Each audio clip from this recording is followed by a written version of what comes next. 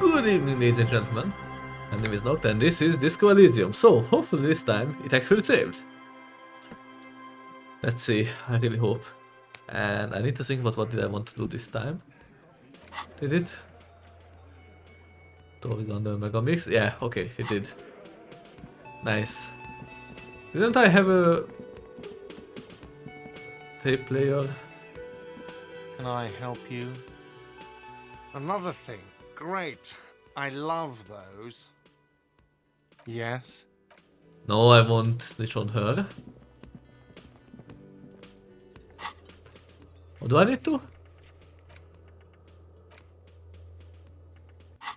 Oh, need to call Alice back. Forgot that.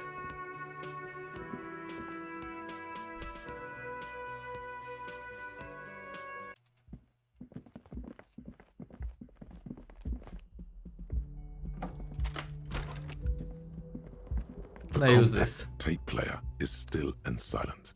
Seems it has completely broken down now. The machine was made in Revachol by a company called Le Mercier. Their logo depicts the triple-towered Delta skyline. It was supposedly built to last. This would have been very helpful with the Megamix, but it isn't anymore. Any ideas? My kinema only comes with the radio. We should try to find a new tape player. There's a pawn shop near the Waterlock, south of here. Maybe they have a spare. Thank you very much for the suggestion, Kim. I like having you around because you think, unlike me.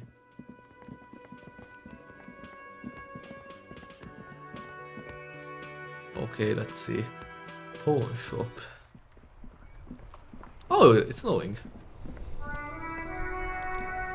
Now it's turning into a kind of a snow limbo, man.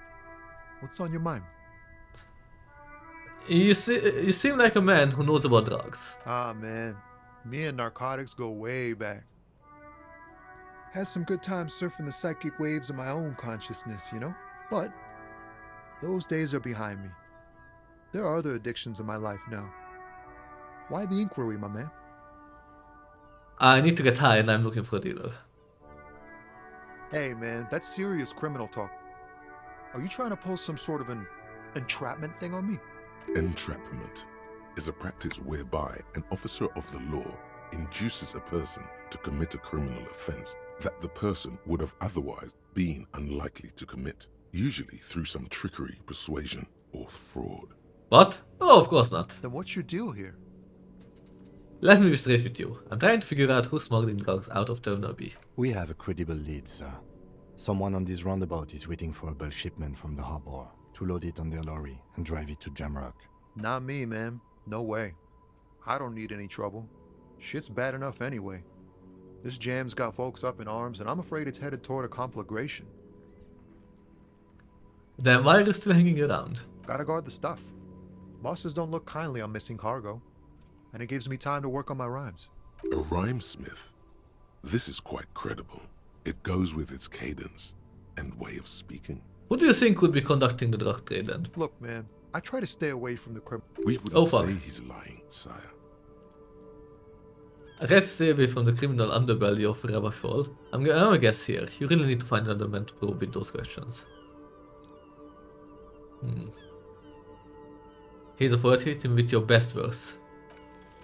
Wait, there's something here, stored away in some dusty corner.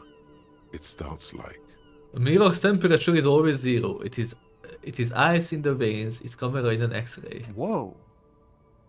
What else? It's a chalice held out of you in silent communion. Silent communion. That's good. Where gaspingly you partake of a shifting identity never your own. Dang. That's some great shit. You came up with that yourself. I'm just a vessel for the muse. I think that may be an extra poet, and I have learned it by heart. Nah, I'm just a vessel. Right. But really, no bullshit. That's great stuff. I sort of want to know if it's yours. I think the words are mine, yes. Fucking hey. Seems I got you all wrong. Cops aren't much known for their artistic sensibilities these days. It's good to meet a fellow poet, someone with an appreciation for real text. The others here, so you don't really get it. It makes it all easier to bear if the words are pretty. I get you. When they really click, it makes the world seem manageable. Good to be on the same page. He gives you a thumbs up. You found some common ground with this man. Even impressed him. The next time you look in the mirror, though, remember those words. Get to spare some change for working, Steve. Huh? Oh. No, I ain't got any money. They don't want to pay for unfinished work. Who? The bosses, man. I don't know who those bosses think they are, but this sounds like a good arrangement for them. Makes sense. First work, then pay. Makes sense. It sucks is what it does. Yeah, that's all for now. Okay. Let's see. Who could be dealing with drugs?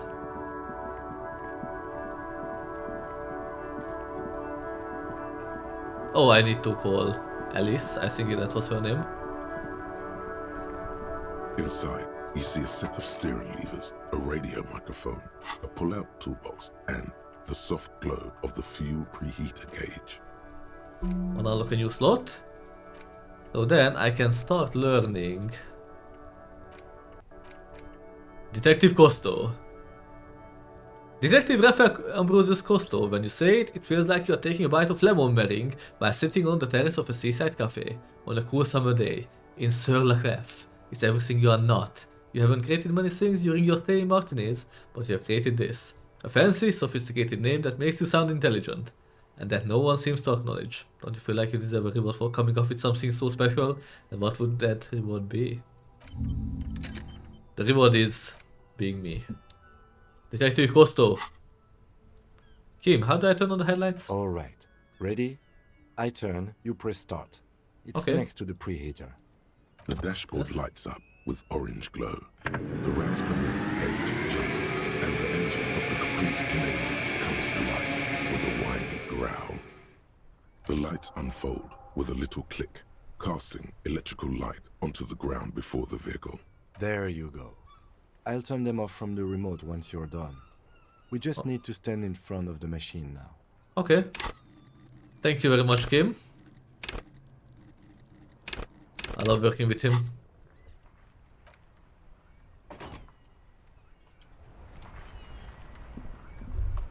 As you hold your ledger's clip under the headlamp, an iridescent hologram appears. A street grid and the veins of a great river. A familiar sensation washes over you. There she is. Revachol West. There's a note of pride in the lieutenant's voice. Around the borders of the watermark are dozens, no, hundreds of micro-perforations. Look at those. There are many of them, and they are divided into 3 separate rows. Tally up. The first row has 18 dots. What about the next? The next is the longest. It runs all the way around the border, and then some. You count Counting the journey. 216 perforations. Considering that nice, large number, a wave of pride washes over you. Though you can't say why, precisely. What about the last row? The last row has 3 perforations. 3, that's it. That's it. Look at the shimmering street grid. The rectangular watermark is overlaid with the logo of the RCM, and yet the major arteries of Revachol are all recognizable. They shimmer in the Kanema's headlights. Let's look A around. rat brazenly darts past you and disappears amongst the stopped lorries. In the distance, a child somewhere shrieks. A woman reprimands her in a voice no quieter than the child's cry. Ah, Martinez. He smells the air and says, where are we on this? Let me see. Right here. He says his finger near the top of the map on a segment of coast jutting out into the Great Ocean. I'm sure I have seen worse. Oh, yes. Coal City. Le Royaume. The burnt-out quarter. Hey Kim, what do all these holes mean? Those are perforations. They represent your record as an officer of the RCM. They are your statistics, as it were. I should have guessed you'd keep a record. Officers often do. Alpha male officers who are proud of their numbers often do. It's meant. Son, here is where we score your life performance. You better hope it's good. The first row represents your years of service. 18 years. Okay, not bad at all. What did you do before you volunteered? I walk the land telling hordes and liars of the end to come. There are 9,855 days remaining. Hobo lived under a boat. Got with some boring office jobs, same as everyone else. Went around apologizing all the time.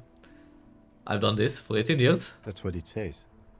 I might have guessed even longer based on your age. What did you do all those blissful years of your youth? Got drunk like a megastar. Yes, that does seem quite likely. Your youth coincided with some heady days for Revachol. But let's move on, shall we? This next row, the one that wraps all the way around, is your number of closed cases. Closed is good. It means finished. You've got, let's see... Wow, more than 200. 216 to be exact. It's quite a lot, even for someone who's been on the force for nearly 2 decades. Usually, clearing more than 10 cases a year puts you in the 90th percentile of all RCM officers. So you're saying I used to be a super cop? Call it what you want. You were a valuable member of your precinct. Now, let's look at the last row. Right. Those are your confirmed kills. You've got precisely 3 perforations there. I was expecting a higher number, honestly. For an RCM officer, especially Precinct 41, which is in the Jamrock quarter, it's rather tame. I mean that in a good way. There are certain officers who treat their kills like some kind of ghoulish game. If they do happen to solve a case, it's usually by accident. It's obvious the lieutenant doesn't think very highly of these officers. But it seems as though you are, or at least were, one of the good ones. So we have that to be thankful for. Have you ever killed anyone, Kim? Yes, He says, declining to elaborate. How do you handle the strain? everyone has their own method of coping. Some more effective, or self-destructive than others. He gives you a meaningful look. I wonder why. Personally, I find it helps to keep up a few hobbies. Like tip-top racing? Par exemple, Maybe I should find a hobby? why not gardening? You've already got the yellow gloves. It's meant in earnest. Please don't mistake it for a jab. Thanks for this. The lieutenant nods. Okay, let's go. Right, I'll go turn off the lights. He presses the remote control on the key. You can now see your statistics on your journal. Okay, and how can I see them? Oh, there. Oh, Superstar Cop 3, Apocalypse Cop 1, Sorry Cop 5, Boring Cop 2, Communist 13, Fascist 2, Ultraliberal 7, Moralist 2, Good Cop, Bad Cop 6, Honor 2, People Killed 3, Cases Solved 216, Years in Service 18. Okay, okay. Inside, you see a set of steering levers, a radio microphone, a pull-out toolbox, and the soft glow of the fuel preheater gauge. Tap. As you tap on the gauge, the indicator pin jerks as if startled. It's in the large orange sector, indicating the engine is warm. Next to the gauge is a red switch labeled heat. Now, that's enough fun with the foldable headlights. I know they are mesmerizing. They're also fragile. I'm not going to turn it on for you again. Alright, alright. Radio. This is Precinct 57. How may I assist you? Have you heard back from the ICP about the serial number? Yes. The armor was produced by Fairweather in their facilities in Bétancourt, sur la Clé in 42. It was part of a special order for Corps de Pharmacie, a security firm contracted to protect the interests of Oranese pharmaceutical companies in the Seminine conflict. So, it seems the armor went to Seminine. That's where the paper trail ends, though. Even the firm has proven difficult to track.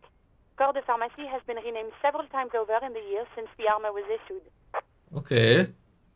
Do you know what it's called now? The most recently registered firm that the ICP has been able to connect to the CDP is a military contractor called Trinell, and the one before it was Downwell.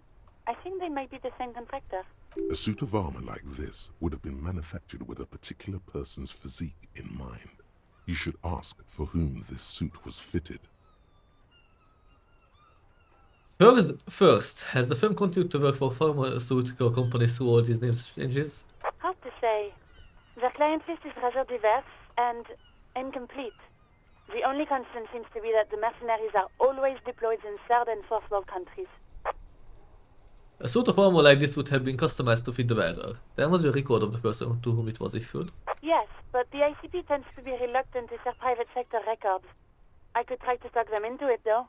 This is a fun challenge for her, an opportunity to contribute beyond doing her job by rote. She'll gladly put in the extra effort for Team RCM. Yes, thank you, officer. I really appreciate your efforts in this case. Glad to help. Call back tomorrow. Hopefully I'll have more for you then. Okay. Could you connect me to Sylvia again? Just a second. Sylvie Malaika on the line for you. Yes. Hello? Hey, it's the police again. Oh, great. What else do you need, detective? Have you seen my badge? Yes, I know who you are. You're a police officer. No. The law. I don't mean that way. This exact conversation has happened before. Establishing authority before this young girl seems to have been important to you in the past. Don't go there again. My badge is missing. Have you seen it anywhere? Oh, no. I haven't, sorry. Real policemen have uniforms too, by the way. Where's yours? Not my uniform too. God, I should really look into that.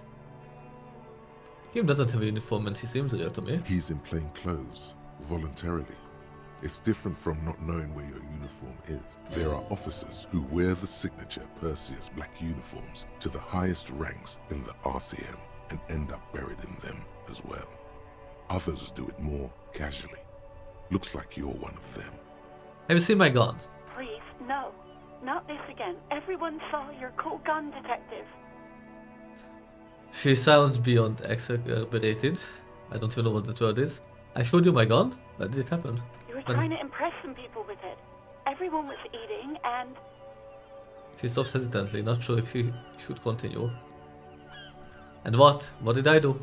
You were waving it around in everyone's face, begging them to describe it. You said it calms you, and then you started making suicide jokes. It got pretty graphic. Oh, those again. I have been trying to wean you off them. Off of what? You know, when you put your gun, your actual gun, on your temple and pretend to shoot your brains out, off of that, people don't like that. I remember this. You were screaming things like, "My brains are all over the wall, painting them red. I won't be seeing it, cause these are my brains. I can't see without my brains." Very nice visuals there. Okay, I don't know what to say. Me neither. Why would I threaten to kill myself? I mean, look at this word. I would love to stay. There is silence on the other end of the line. Should have killed myself. No, please, no more suicide threats. Thank God you don't have that stupid gun anymore. There are way more inventive ways than a gun to leave this world. Yes, but what happened to my gun? No idea. All I know is next you were waving around money instead, saying things like big bucks cannot lie and guns can't buy money, but money can always buy guns. It almost looked like you pawned it. But believe me, I did not ask. Ah, thank you.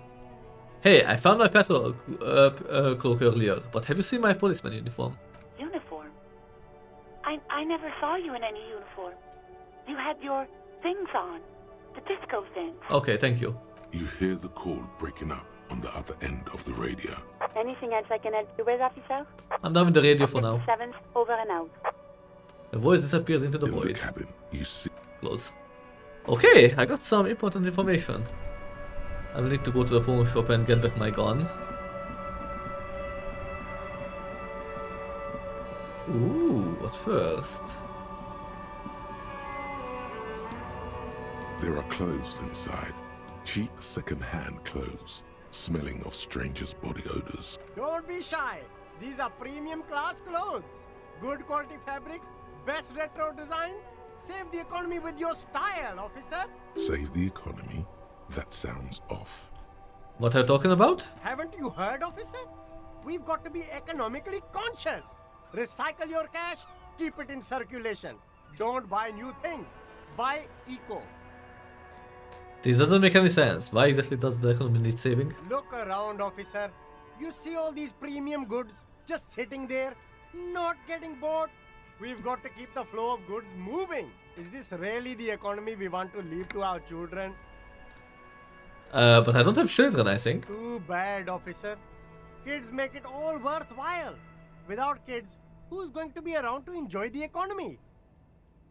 Don't let me stop you. Open the box and browse a little. You find your hands deep in tattered and faded garments made from weird polyester blends that make your body itch and sweat in all the wrong places. Economical, but also trendy. Look first hand, buy second hand. Keep the economy moving. Find something worth salvaging from that pile. Come on. Something cold grazes your hand. Synthetic and sleek. A windbreaker.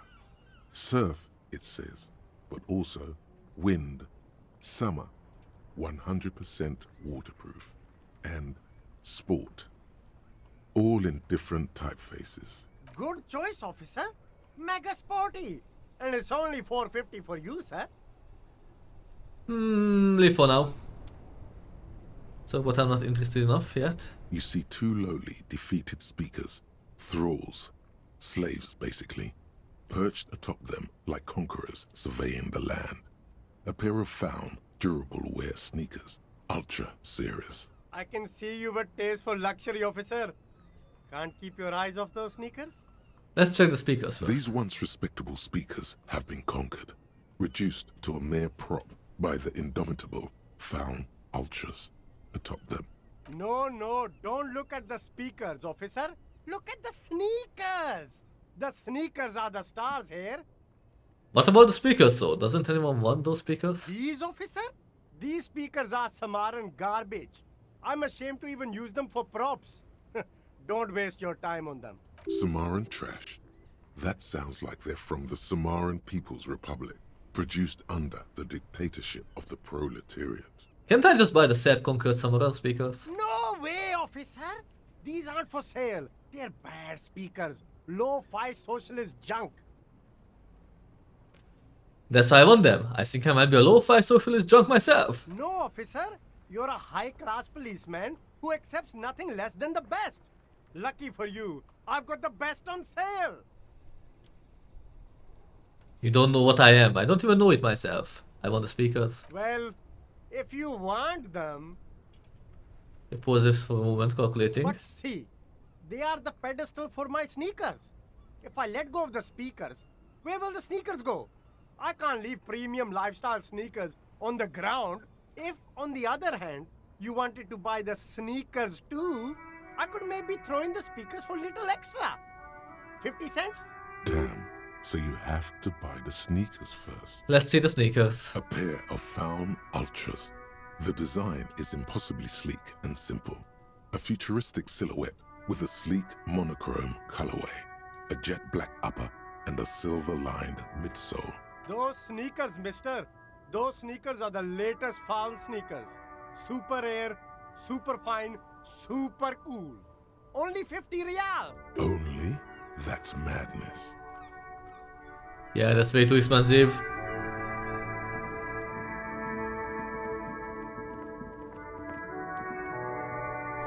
A helpline to the company that controls the drawbridge.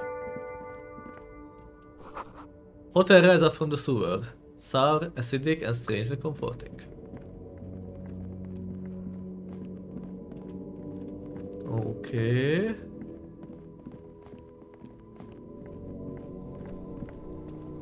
Let's talk with him. You see a Samaran street vendor surrounded by a motley assemblage of goods. When he realizes you're looking at him, his face breaks into a wide, welcoming grin.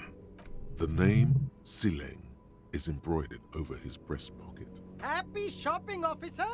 Everything's cool here. He gives you a thumbs up. What's so cool? Everything's cool. The goods are cool, the customers are cool, the place is cool. And one more thing, officer, you're very cool. Bang, bang, bang, bang! Really? You think I'm cool? Oh, yes! You got style. You got personal style. You know what you like. He surveys his consumer's kingdom with an air of satisfaction. You like premium menswear. Look around and browse. Everything looks cool on a guy like you. Take your time. He settles back into the pile of boxes he's sitting on. Don't be distracted by the flattery and funny man act. Questions. What kind of stuff are you selling here? Only the coolest goods in Revachol. I've got sneakers, speakers, extremely comfy pants too. Try them on right here. No shame, only freedom. Where did you get those comfy pants? I'm an entrepreneur, officer. I've got sources, buyers, suppliers, distributors, manufacturers, wholesalers, all extremely cool and above board. Do you have a permit to sell all that? Good joke, officer. Here we don't have permits, just economic freedom. Take a look around. He takes a deep breath. You glance around the decrepit buildings, the miserable weather, the sidewalks strewn with sunflower seeds and the dust-choked air. It's beautiful. Beautiful freedom. Kim, is it true? He doesn't need a permit? It is, yes. Anyone can set up their shop whenever they feel like it. That's right. No permits, no bureaucracy. That's why this city and its law officials are so cool. Wait, but what are we doing here if there are no permits? Look at Kim and the police insignia on his sleeve. If you wanted to be cynical about it, you could say we are here to protect the interests of property holders. I am not, however. My man, officer, you make all this possible. Without you, this climate would be extremely bad for business. You're part of the gossamer state. Gossamer is a fine, filmy substance consisting of cobwebs spun by small spiders, seen especially in autumn. It's safe to say he's referring to the near absence of regulations. A gossamer state, you're right, this is cool. I'm part of a hip, thin, almost non-existent state apparatus. So cool guys protect businessmen while everyone else lives in the ruins. I can think of cooler things. But you're a foreigner, I'm protecting the business interests of foreign nations. And I'm protecting the state lawlessness. I'm not an officer of law, I'm an officer of common anarchy. I can think cooler things than protect your business. Yeah, cool ruins. I get to sell quality goods like these by cutting out the middlemen. You don't have to rebuild your house, live in a crater, or in a tree. Where can you do that? Only here. You're pretty sure you can live in a tree elsewhere too, but he wouldn't believe it anyway. Is there a discount for cool officers like me? No need for discounts at ceilings, officer. Everything's already on sale. Anything you want, 50% off. But did he first mark them up 100%, just so that he could put them on sale? Are those things really on sale or did you just jack up the prices first? My man, you know how the game is played. You and me, we should work together. What do you think? Shake things up? That's all then, let me ask you something else. Anything for you. Where are you from, Sealang? Me? It's a boring story, officer. Who cares about the past? I'm all business now. All Revachol. This man probably comes from Seaguy, sometimes known as the Apricot Suzerainty, an archipelago in the Samaran Isola. You're from Apricot Suzerainty, right? Apricot Suzerainty calls to mind an era when the Seaguy archipelago was colonized by Revachol. It's a bit of a slur, in other words. Sorry, I didn't mean to say that. I meant to say that you are from, pronounce it very painstakingly, Seaguy. Very cool. I admire your awareness of our intertwined histories. It's super nice of you to apologize for colonialism. But the Apricot Suzerainty is a shithole. That's why I left. What, is it only shithole because of Revachol? If you say so, officer. I don't worry too much about politics. I'm an entrepreneur, you know. Whatever's good for business is good for me. Come on, give me some money. Start with a little compliment, then work your way up from there. This is about business, remember. Hey, you seem like a really successful entrepreneur. Would you like to support a member of the local police force? Oh, okay. But Think of why, it- officer? Think of it as an investment. An investment? What kind of investment? I'm a policeman, it's an investment in good relations with the RCM. I hear you, officer. What kind of a sum are we talking about here? 10 real? Sounds like a fair deal all around. He takes a 10 note from the leather pouch. Corruption. It's just like bus or seagull. A kid watching out of a window describing things going by. He doesn't like it too much, but what do you do? I look around, thanks. Okay, I got some money, which is good, I need it badly.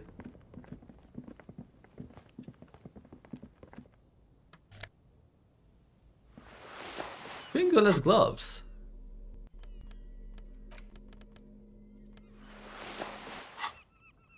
Homocop is coming together. Water lock out of order until Wednesday. A couple of indicator lights are missing from this control panel. Loose wires dangle from the now vacant holes. In the middle is a lever.